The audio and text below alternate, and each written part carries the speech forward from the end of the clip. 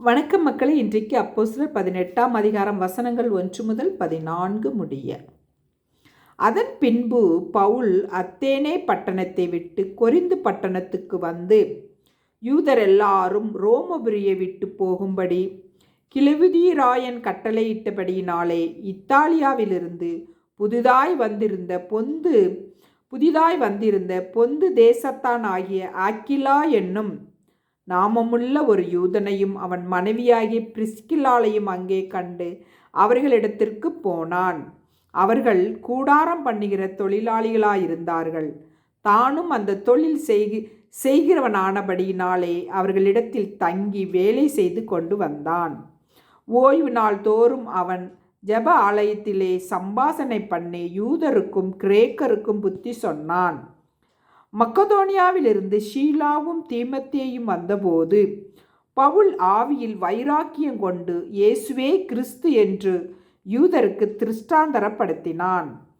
அவர்கள் எதிர்த்து நின்று தூசித்த போது அவன் தன் வஸ்திரங்களை உதறி,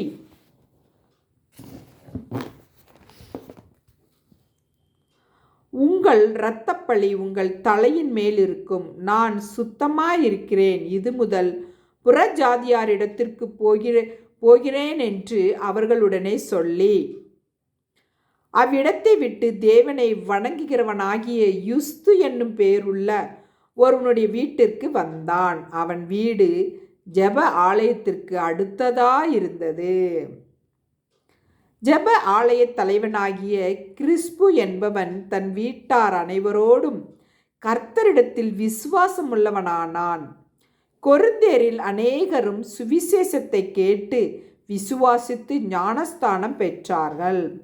ராத்திரியிலே கர்த்தர் பவுலுக்கு தரிசனமாகி, நீ பயப்படாமல் பேசு, மௌனமாயிராதே,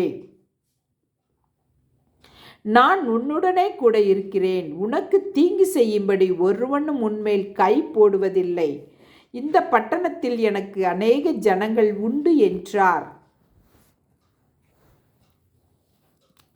அவன் 1 வருஷமும் 6 மாதமும் அங்கே தங்கி தேவ வசனத்தை அவர்களுக்குள்ளே உபதேசம் பண்ணி கொண்டு வந்தான்.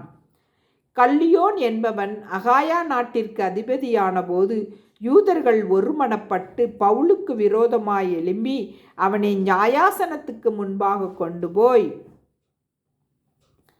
இவன் வேத பிரமாணத்துக்கு விதர்ப்பமாய் தேவனை சேவிக்கும்படி மனுஷருக்கு போதிக்கிறான் என்றார்கள்.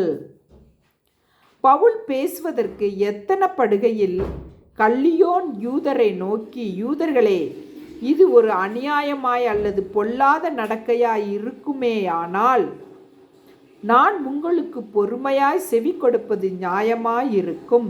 ஆமேன். மக்களை, வீடியோ பிடிச்சிருந்தால் லைக் பண்ணுங்கள், ஷேர் பண்ணுங்கள், சப்ஸ்கிரைப் பண்ணுங்கள். தேங்க்யூ.